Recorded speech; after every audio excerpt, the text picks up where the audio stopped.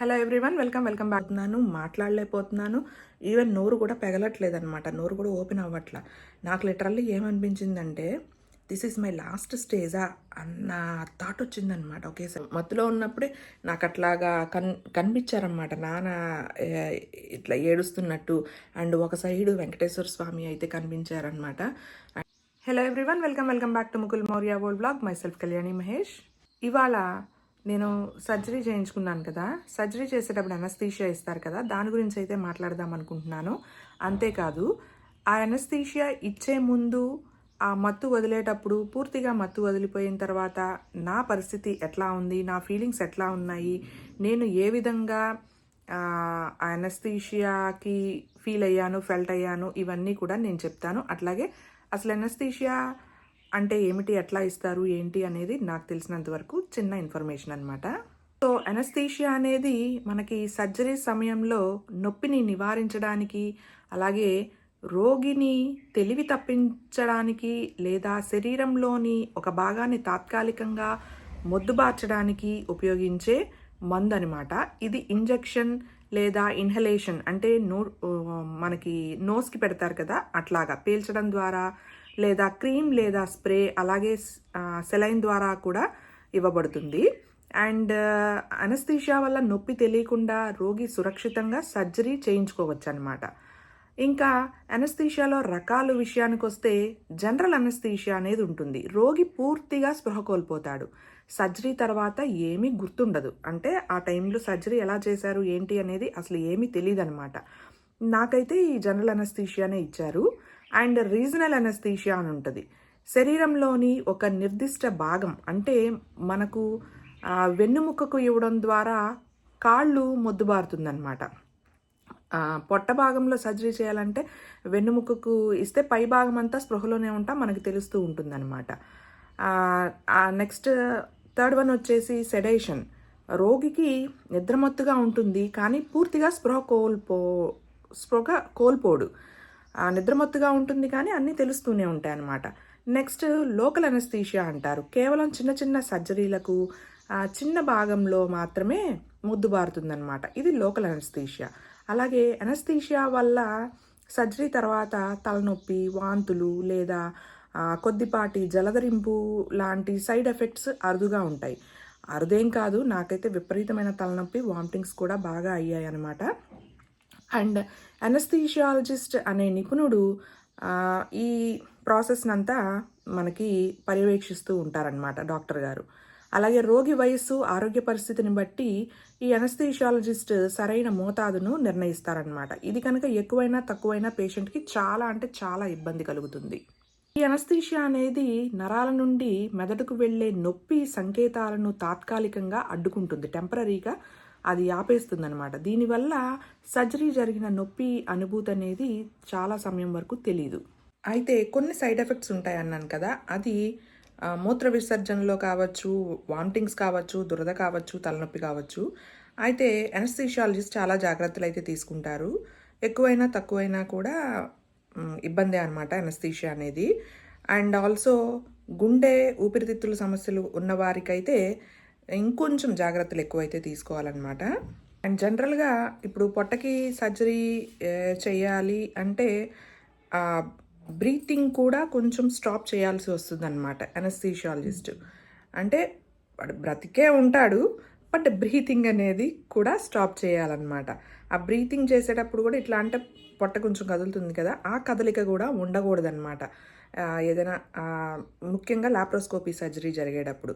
So దానికోసం కూడా పర్టికులర్గా ఇంత మోతాదని ఉంటుంది. అండ్ సర్జరీ అయిన వెంటనే వాళ్ళకి మెలకు రావాలి కాబట్టి వాళ్ళ వెయిట్ని బిఎంఐ ఇండెక్స్ ఉంటుంది కదా, దాన్ని బట్టి ఇస్తారనమాట.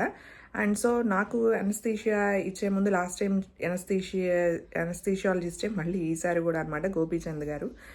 సో ఆయన కొంచెం జనరల్గా మాట్లాడుతూ ఉన్నారనమాట. సో ఏంటమ్మా లాస్ట్ టైం గురించి విషయాలు కూడా మాట్లాడారనమాట. అండ్ అడిగారు సో ఇంక మాట్లాడుతున్నప్పుడు సార్‌తో అన్నాననమాట. సార్ టోటల్ బాడీకి ఇచ్చారు కదా లాస్ట్ టైమ్. ఇప్పుడు కూడా అట్లాగే ఇచ్చేయండి. నోస్ ద్వారా ఇస్తారు కదా! లాస్ట్ టైమ్ ఇక్కడ లెఫ్ట్ షోల్డర్‌కి ఇంజెక్షన్ చేశారు కదా! అంటే అవును. అయితే ఈసారి సెలైన్‌లో ఇచ్చేస్తాను. ఇంజెక్షన్ కూడా ఇవ్వను. మీరు కంగారు పడకండి, భయపడకండి, ప్రశాంతంగా పడుకోండి అన్నారనమాట.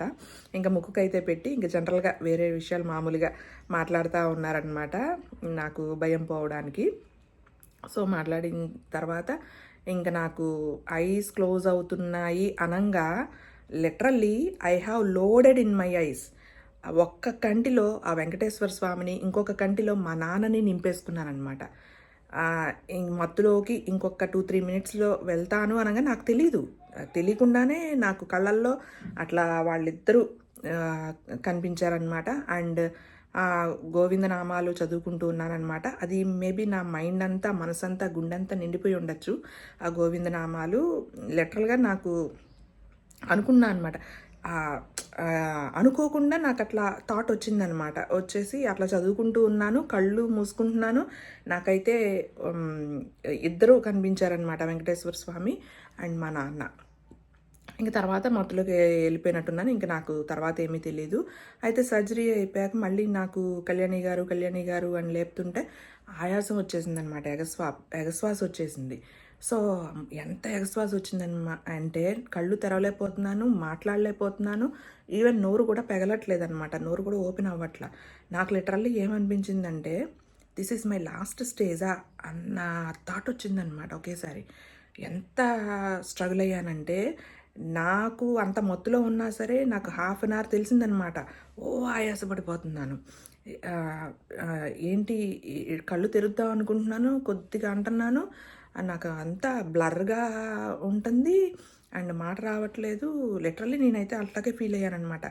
ఏంటి నా లాస్ట్ స్టేజా ఇది, లాస్ట్ మినిట్స్‌లో ఉన్నానా నేను అన్నట్టు అనిపించిందనమాట. సో తర్వాత డిశ్చార్జ్ సమ్మరీలో చూసుకుంటే నాకు ఆస్తమా అటాక్ అయినట్టు రిపోర్ట్ ఇచ్చారనమాట. సో డాక్టర్స్ నిజంగా దేవుళ్ళనే చెప్పుకోవచ్చు. డాక్టర్స్ మెడికేషన్ అయితే ఇచ్చారనమాట. ఎప్పటికో రిలీఫ్ అయ్యింది. ఇంకా రూమ్కి అది తెచ్చిన తర్వాత నేను మత్తులో ఉండే అమ్మతో మాట్లాడుతున్నానంట. అమ్మ తర్వాత చెప్పింది నాకు, నాన్న ఏడుస్తూ కనబడుతున్నారు అక్కడ, నాన్న ఏడుస్తున్నారు చూడు అన్నానంట. అండ్ అట్లాగే అమ్మ నాకు ఇంకా సర్జరీలు వద్దమ్మా, ఇంకా ఏ సర్జరీలు వద్దమ్మా, నేను చేయించుకోనమ్మా, నా వల్ల కాదమ్మా, నొప్పిగా ఉంది అని ఏడ్చేస్తున్నానంట. తర్వాత ఇంకా ఇలా మత్తులో ఉన్నప్పుడు మాట్లాడానంట. అండ్ తర్వాత నాకు లిటరల్‌గా మత్తులో ఉన్నప్పుడే నాకు అట్లాగా కనిపించారనమాట నాన్న ఇట్లా ఏడుస్తున్నట్టు. అండ్ ఒక సైడు వెంకటేశ్వర స్వామి అయితే కనిపించారనమాట. అండ్ వెంటనే నా చేతులు నాకు తెలియకుండానే సెలైన్లు ఉన్నాయి, బట్ అయినా సరే తెలియకుండానే ఇట్లా దండం పెట్టుకున్నారనమాట.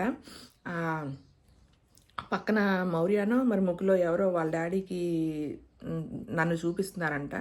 చూపిస్తే ఈయన అన్నారంట, దేవుడికి దండం పెట్టుకుంటుందిలే అమ్మ అని. సో నిజంగా నాకు వెంకటేశ్వర స్వామి దర్శనం, అట్లాగే మా నాన్న కనిపించారనమాట. మా నాన్న అయితే నాకు ఎప్పుడు కనిపిస్తూనే ఉంటారు. అది ఇప్పటికీ కనిపిస్తూనే ఉంటారు నాకు నాన్న. కల్లో వేరు, కల్లో కాకుండా నాకు బయట కూడా అట్లాగా నాకు అవసరమైనప్పుడు, నేను బాధలో ఉన్నప్పుడు, నీడీ పొజిషన్ అన్నప్పుడు నాన్న నాకు కనిపిస్తూనే ఉంటారు. అయితే వెంకటేశ్వర స్వామి నాకు కనిపించడం అనేది సాక్షాత్తు నిజంగా నా అదృష్టం అనే అనుకుంటున్నాను నేను. అండ్ తర్వాత ఇంటికి వచ్చాక కూడా నేను నొప్పులతో ఇట్లా బాధపడుతున్నప్పుడు నాకు ఎందుకో పడుకునే ఉంటాం కదా బెడ్ రెస్ట్లో. ఇంటికి వచ్చాక ఒక సెకండ్ డే, థర్డ్ డే అయి ఉండొచ్చు. అప్పుడు నా చేతి మీద ఇట్లా టచ్ చేసినట్టు అనిపించింది అనమాట. నిద్దట్లో అర్ధరాత్రి పూట ఇట్లా ఒక వెచ్చటి స్పర్శ కూడా తగిలింది నాకు. ఇట్లా టచ్ చేసినట్టు అనిపించింది. ఒక్కసారే ఇట్లాగా కళ్ళు తెరిచి ఇట్లా చూసుకున్నాను అనమాట. చూసుకుంటే అక్కడ లైట్ కూడా వేసే ఉంది. నాకు ఎవరు కనిపించలేదు, కానీ ఆ స్పర్శ మాత్రం నాకు తెలుస్తుందనమాట. ఏంటా అని చూసుకుంటే మంచానికి చివరకున్నానమాట. ఇంకొద్దిగుంటే పడిపోతాను నేను. ఆ స్టేజ్లో నాకు ఎవరో టచ్ చేసి లేపినట్టు అనిపించింది అనమాట. ఇంక వెంటనే మా నాన్న అని నేను డిసైడ్ అయిపోయి కొద్దిగా నడుం జరుపుకుని మంచం వెనక్కి సైడ్కి జాగ్రత్తగా జరిగానమాట పడిపోకుండా. సో అట్లా అనమాట. నాన్న నన్ను ఎప్పుడు సేవ్ చేస్తూనే ఉంటారు, చిన్న విషయమైనా పెద్ద విషయమైనా. సో ఇంకా అట్లా అనిపించిందనమాట. సో అనస్థీషియా ముందు తర్వాత ఇదనమాట నా ఫీలింగ్స్. సో అది అండ్ మొత్తానికైతే ఇలా ఒక 2 మంత్స్ అయితే